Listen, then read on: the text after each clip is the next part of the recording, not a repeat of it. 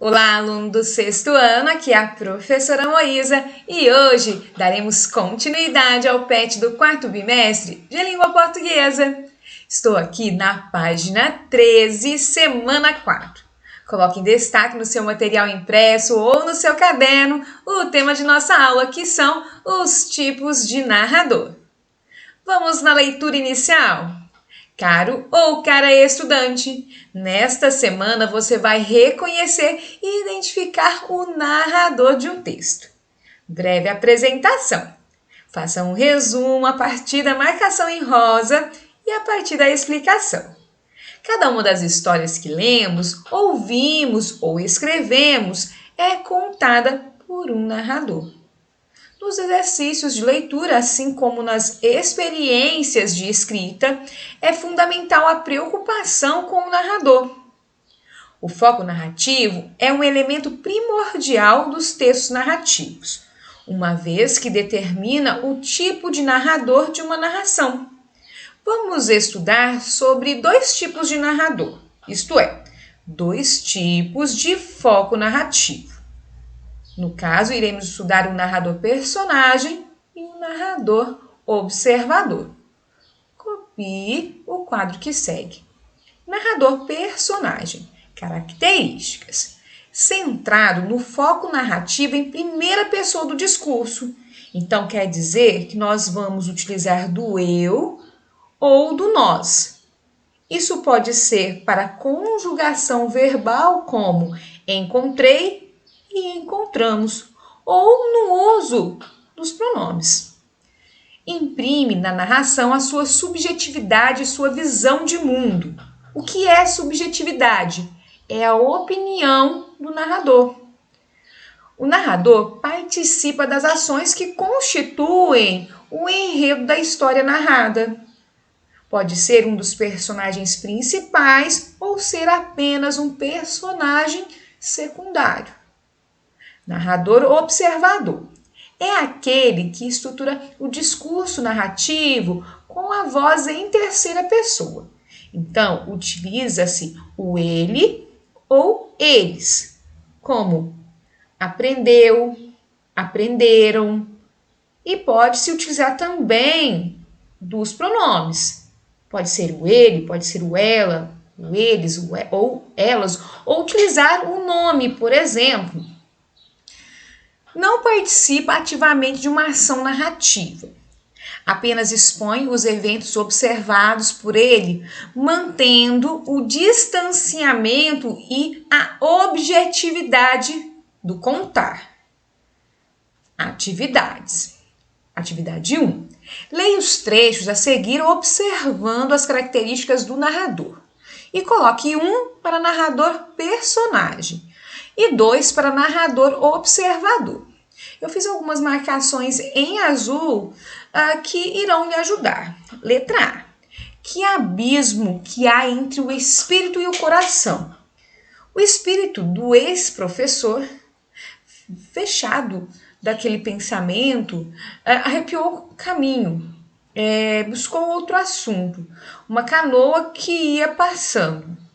O coração, porém, deixou-se estar a bater de alegria. Que lhe importa a canoa, nem é o canoeiro, que os olhos de Rubião acompanhavam arregalados? Ele, coração, vai dizendo que, uma vez que Mana Piedade tinha de morrer, foi bom que não casasse. Podia vir um filho ou uma filha, bonita canoa. Antes assim, como obedece bem aos remos do homem. O certo é que estão no céu. Quincas Borba, Machado de Assis. Então, nós temos aqui os verbos na terceira pessoa. Arrepiou, buscou e temos o uso do pronome ele. Então, ficou fácil a partir aqui das dicas. Letra B. Os botes são içados e desfraldando todas as velas. O Pecold se lança no encalço da baleia branca.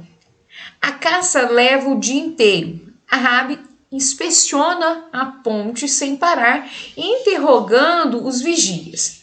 A noite cai sem que reencontremos. A Rabi diminui a velocidade e fica ali, de pé, o chapéu sobre os olhos, aguardando o raiar do dia. Então aqui nós temos duas marcações. Perceba-se que utiliza-se a ideia do nome. Então, Pecote se lança. A Rabi inspeciona. Então, o uso da terceira pessoa. Letra C.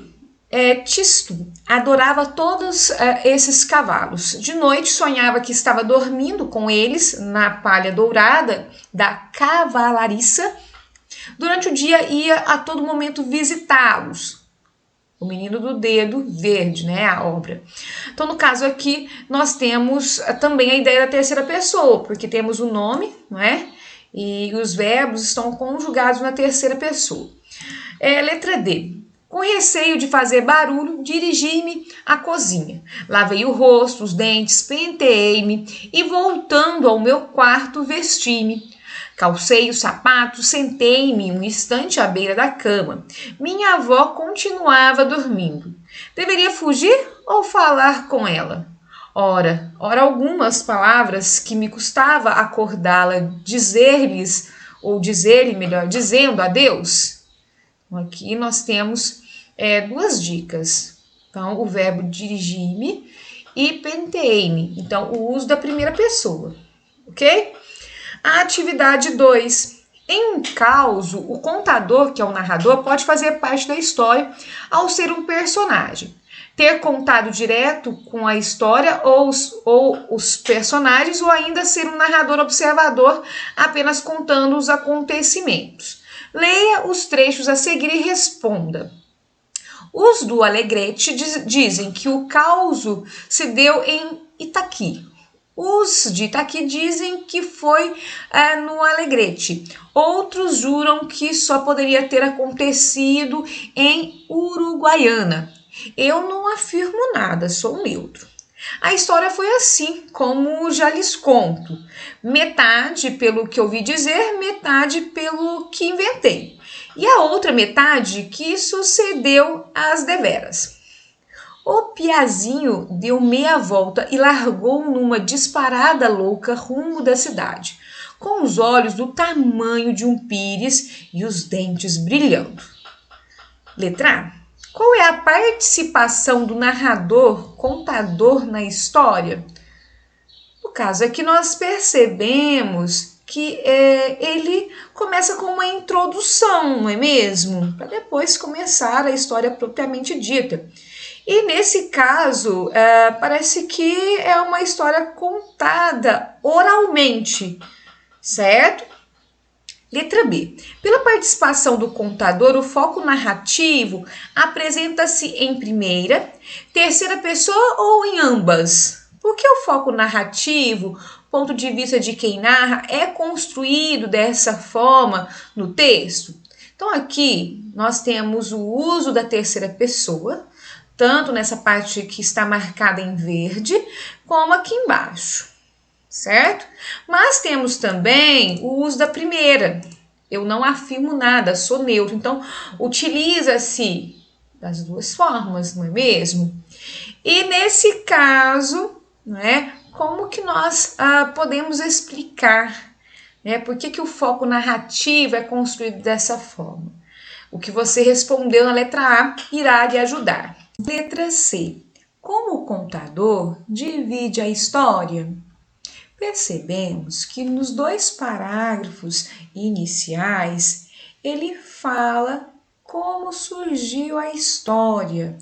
Ele aborda, não é, que poderia ter acontecido, por exemplo, em Uruguaiana, mas depois também aborda que isso não é uma certeza. Após essa questão, né, nós temos a ideia do texto, quer dizer, a narração do texto, no terceiro parágrafo. Letra D. Que efeitos de sentido essa divisão pode provocar em quem lê ou ouve? No caso, vai ser aí uma ideia particular, mas também aí uma ideia que vai trazer essa questão da oralidade, porque muitas vezes, né, esse contador de histórias, ele vai contar para algumas pessoas e essas pessoas, né, vão estar presentes naquele momento e vão indagar algumas questões. Então é bem interessante. Dessa forma, nós temos aqui uma mensagem final. Você brilha, fico muito feliz com o seu sucesso. Dessa forma, eu finalizo essa videoaula. Espero que você tenha gostado. Tenha uma boa semana e um grande abraço.